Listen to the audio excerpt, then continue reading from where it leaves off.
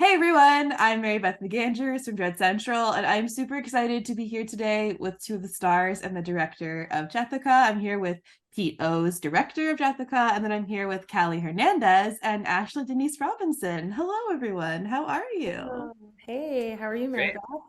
I'm great. So my first question is for Pete, and I just want to hear about where you got this idea for Jethica, this weird horror comedy mumblegore experience. It started with that location. Oh, cool. Finding that trailer on Airbnb was the moment. Was seeing a picture of that place on that ranch with that yellow grass and that blue sky. Already the images on Airbnb were cinematic, and it was also really cheap. So I knew this is the right place to make our little movie. And we were all living in the pandemic because this was, end of 2020 when we all sort of came together. So I think these like themes that end up being a big part of the movie were just part of what we all sort of like were living with. Um, and then it was imagining what story to tell in that trailer at this time of our lives. And knowing these actor friends and sort of slotting them into the potential roles and allowing it to kind of like find a shape, which is like these high school friends reuniting and these people who have trauma that they're trying to figure out, and then pitching that to the actors, and just like that little bit of an idea was the very beginning, and then everyone started folding all their ideas in together to eventually create the film that you saw. So, Kelly and Ashley, when did you get involved in the project? Yeah, Starting with so Ashley. sure. Danny Madden, who's Will Madden, who played Kevin's brother, and also has worked with Pete before. Um, I met Danny 4 years or 5 years ago doing a project when I first moved to LA. And Danny DM'd me on Instagram, was like, "Hey, my friend Pete is looking for an actress for this film. Are you interested?" I was like, "Yeah." And so I got on Zoom with Pete in December, November of 2020, and he kind of pitched me the idea and basically just said exactly what you just heard. And he's like, "So do you want to do it?" I was like, "Yeah, this sounds great." So that's when I got involved. We met up a couple times in person in LA. And then the third time that I met this man, we were all driving to New Mexico.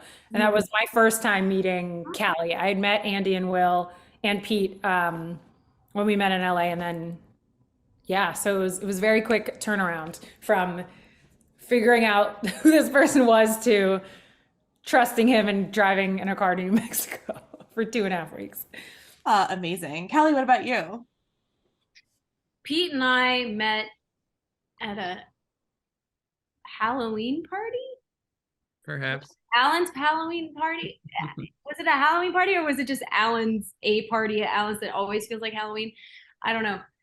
We met through mutual friend a couple years prior, and Pete said that he wanted to go do a movie, and he knew that I would, of course, say yes because I love making movies, and so I said yeah, and then he was like, "Okay," and we're driving, and can we take your car? And I was like, sure. Hell yeah. And you talked about Pete like folding in people's ideas and like kind of how this evolved. And Ashley and Callie, I was wondering, did you have any ideas that you brought to the script that kind of got folded into Jethica and what we saw?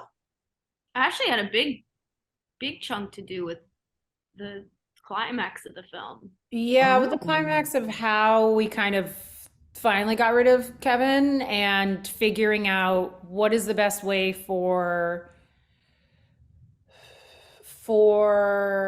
Jessica to feel finally to just basically justify everything that Jessica has gone through, and then for her to feel at peace with what has happened to kind of wrap it up. But also, like we were, talking about like tone earlier and how we kind of didn't really know the tone from the beginning. So some of the character ideas that we kind of came with were like, "Oh, is this going to work?" So yeah, I mean, we all sat there and like figured it out all together. Like there wasn't a moment of this that was, "Hey, Ashley, this is what you're going to do today. Okay, let's go. Hey, Callie, this is what you're like." We all talked about everything the whole time. so yeah, so we were all like all of our ideas were thrown out and used. Thrown out as in put out into the atmosphere, not like tossed away. That's amazing. And so, but like, you know, this has a lot to do with like dating and the concept of ghosting, obviously. And I was wondering if any of you brought like experiences of your own dating lives like into making this movie that is so kind of like devastating in a way about kind of the troubles of trying to like to date and also of just interacting with people online. I haven't heard that yet. That's an interesting allegory. Um, no, I don't know. I mean, Ashley? I don't think you've heard that because the movie isn't necessarily like directly about dating as much as it is about like finding connection, which is Yeah. really what we're trying to do with our dating. Which also again like this movie being conceived during the and made during the pandemic, it's also like again not just about dating, it's like what we were all living with. We were all self-isolated. And so like this movie is like about a woman who self-isolates not because of a pandemic but because you know she killed somebody. You know, just casual, whatever. Yeah. Totally fine. Yeah, and the Um, ways that we're all kind of dealing with loneliness, right? So Yeah. all four of the characters are lonely and they all do it in different ways, right? Yeah. One doesn't shut up about it, and one tries to escape from it, and another goes into hiding, and another is like, nothing left for me here, you know, without giving too much away. But it's like, how do we deal with loneliness, one, and then two, how like, and when that doesn't work, what do we do next? Mm. Yeah. Right? Yeah. And then I guess this question, I guess mostly for you, Pete, is you talked about how you weren't sure like what the tone was going to be and how I know the tone was kind of crafted by all of you, but how did you kind of like, when was the moment you kind of realized this is going to be like kind of maybe a more like comedy bent side to the story? never. Almost never. I mean, when we were driving, when we left after we wrapped and we all packed up the two cars and started driving back to LA, really had the feeling of I have no idea what we just did. Like that was a cool experience, and I love these people that I've now become like, you know, so much closer with through the beauty of filmmaking. But I don't know what that was. Like not only was that a movie, was that a short film? Was that just a bunch of cool footage? Is this funny? Is this scary? All those things, didn't know. All I knew, and I think kind of what we all were practicing the whole time was just, this feels interesting in the Cool. moment, trusting our intuitions throughout. And I think what happens with this approach to making something is that the process is everything. So both with Yeah. it's not the destination, it's the journey, but then also like the experiences we were all having, both in the greater sense and just day to day, all living in that trailer together, directly influenced what the movie actually is. So starting the movie out with these two women who are traumatized and really repressed for obvious reasons, for justified reasons, like we're also sort of like experiencing that as the filmmakers too. And at a certain point, like we were seeking, I know I was experiencing this, like I was seeking levity as well. Just like in our time there, that like, oh, we're really gonna spend 2.5 weeks like just like in trauma mode. So then like it was welcome to find this other perspective that kind of brought a levity to it, again just sort of like through the process. And I don't even know how much I was really like aware of it, as much as just trying to like trust the intuition along the way. I know that like it felt really good that Kevin the ghost like couldn't touch them. And then when we like made the rule like he can't even come inside, we're like, okay, so he's not scary, we're not making a scary movie anymore. Like that like that was even a release within myself in the process of making it, that like, oh, this isn't a movie where the whole time we're like worried about the women, like that like that they're gonna get something bad happen. And that was cool. Then it allowed us all, and especially me, but like all of us, to kind of, you know, take different angles to it and reflect differently on like what is the story we're telling. And again, just like the journey of that was cool to experience it as a storyteller, filmmaker, creator person. I have something to piggyback. Pete has a concept that he definitely explained to all of us before we went on this journey, which was table of bubbles, which means you can't put any expectations or any pressure on a table that's just made out of bubbles or it will just burst. So that's very much so a Pete concept, copywritten Pete Ohs. And when it was explained to us, I mean, I know that I asked like many times in the very beginning, like, what is the tone? And Pete would just kind of be like, I don't know. And when you kind of finally you're like, okay, this really is like we've all been alone in a lockdown. I mean, surely I wasn't going to say no to doing this film because I wasn't doing anything else. And I love making movies and I love Pete. And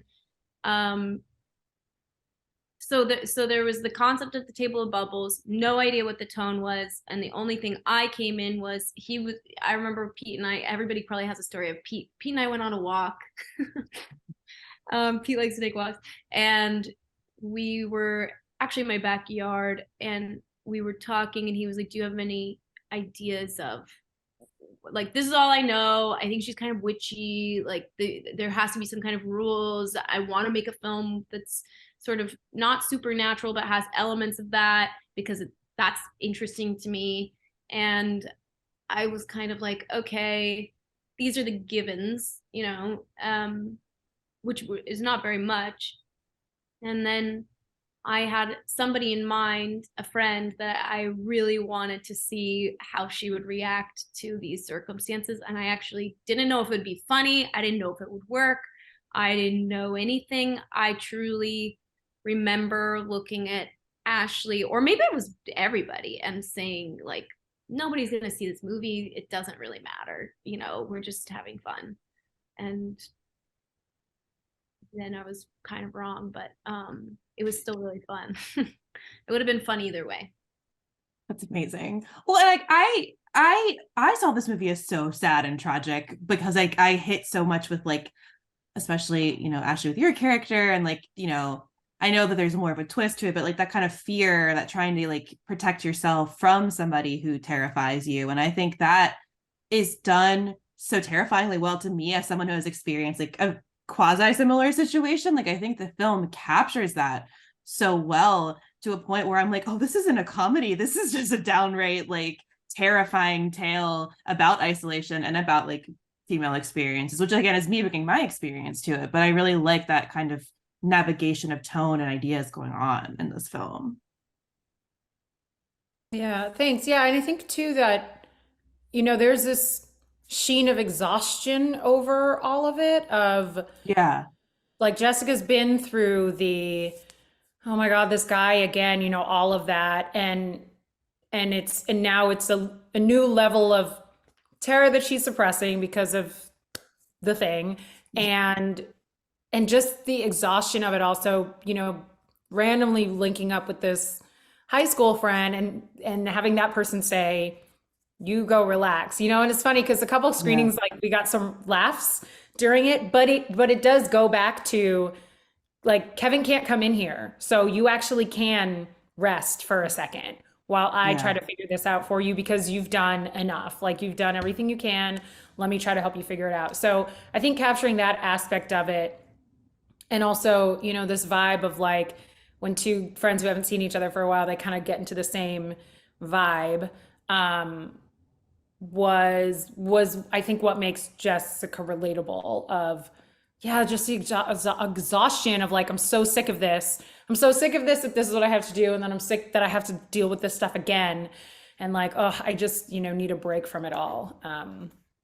So yes, I'm glad that was. I hate that you related to it, but I'm glad that it was relatable. I feel the same way. Well, thank you all of you, Ashley, Callie, and Pete, for chatting with me today about Jethica. I really appreciate it. And everyone, Jethica, check it out. It's incredible. Thank